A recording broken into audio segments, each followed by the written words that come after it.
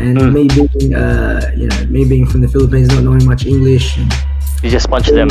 I was always good at sport, to be honest. You know what I mean? I wanted to be. I was a bit of a show off, to be honest. Sugar Ray Robinson. He's the best fighter that's ever lived.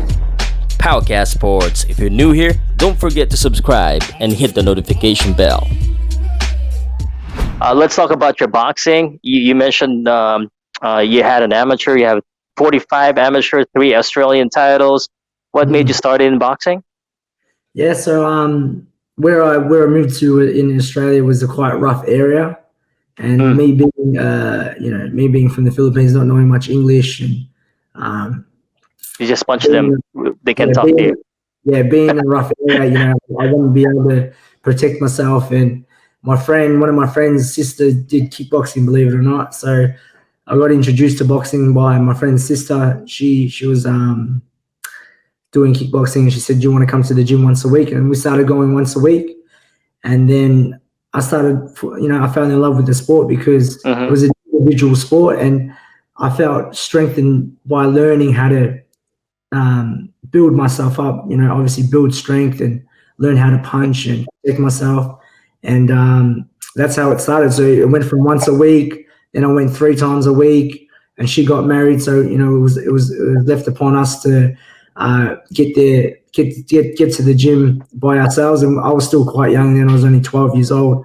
So then I started training every day to get better because my friends were a little bit bigger than me and better than me. So I trained every day instead of training only 3 days to get better. And 6 months down the track, my first coach told me, he goes, "Oh, do you want to fight? I mean, what do you want to do with boxing?" And I said, "I want to be Australian champion." So I had my first fight at 13, and I won my first amateur fight in 51 seconds. I stopped my opponent in the first round. Yeah, so it was exciting. As soon as I did that, I won in my second fight. I won my Victorian title, so state title, and then by the time I was 14, I was Australian champion.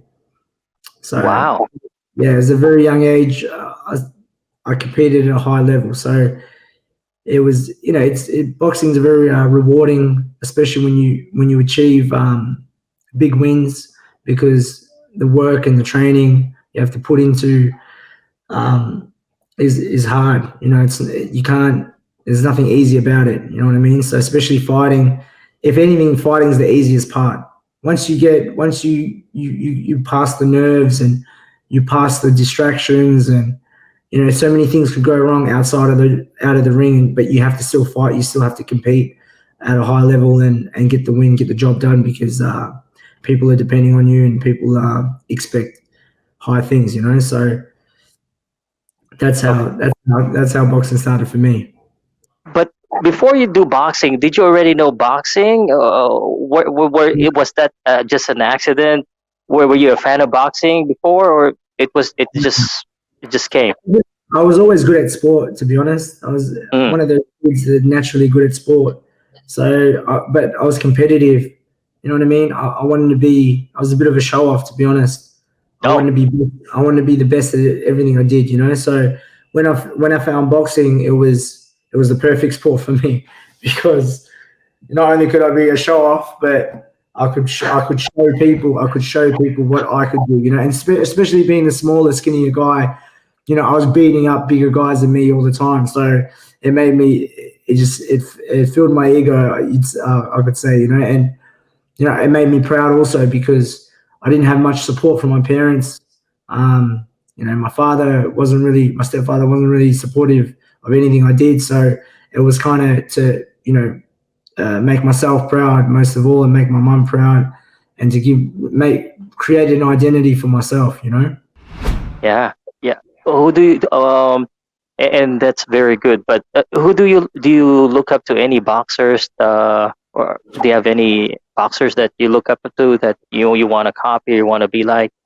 Look, my favorite boxer of all time would be Sugar Ray Robinson.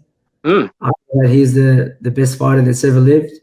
Also, obviously I idolize Manny Pacquiao, Roy Jones Jr., Muhammad Ali, and fighters like that. So Shane Mosley, I really liked.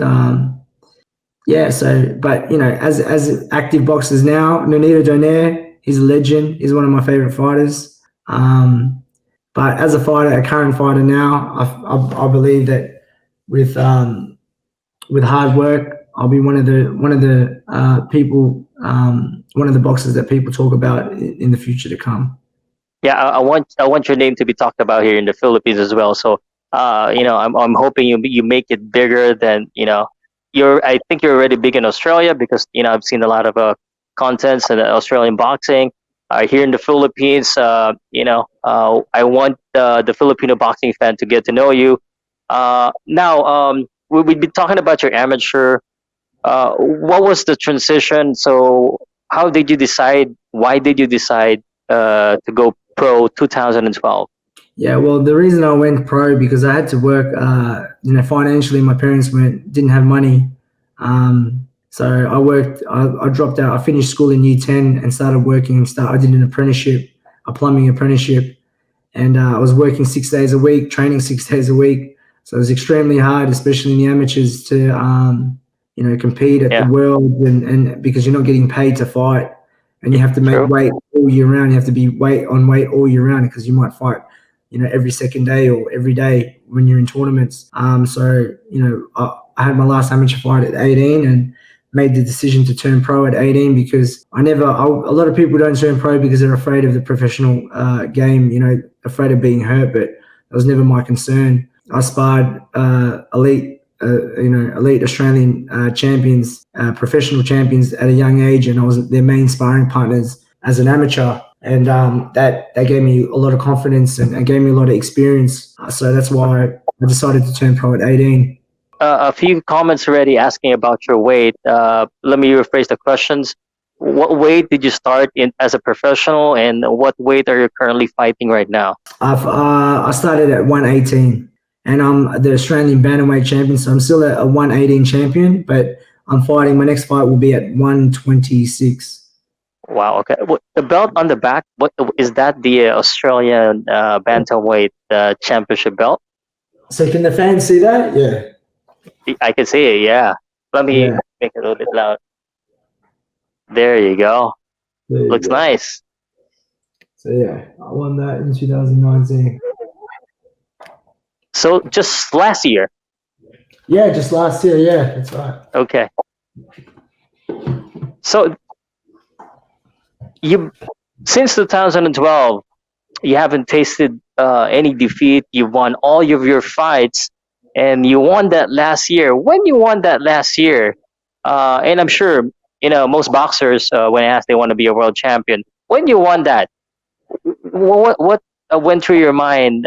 Did you feel that you're probably going to be a world champion because you won an Australian champion, and now you're fighting for another belt?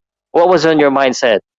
Oh, look, it was a lot of emotions because I left boxing. I had three professional fights and then left boxing for 3.5 years and came back.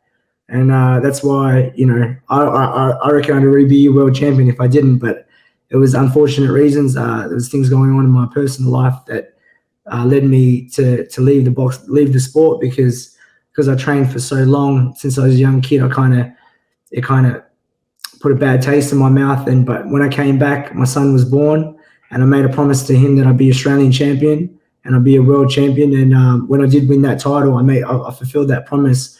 So I was extremely happy and emotional that a lot of people wrote me off and said he will never box again. He was a great talent, but he'll never box again. And I proved them wrong. And a lot of people are writing me off for this fight as well, saying that Brock Jarvis is too big, he's too strong, and Mark doesn't have the skills. But like I said, I got the Pinoy blood and I got the Pinoy power to prove them wrong. So Okay, we got your back right there, and I'm so glad that you fulfilled your promise to your kid, and you still have one promise to be a world champion. So go get it. POWCAST Sports. If you're new here, don't forget to subscribe and hit the notification bell.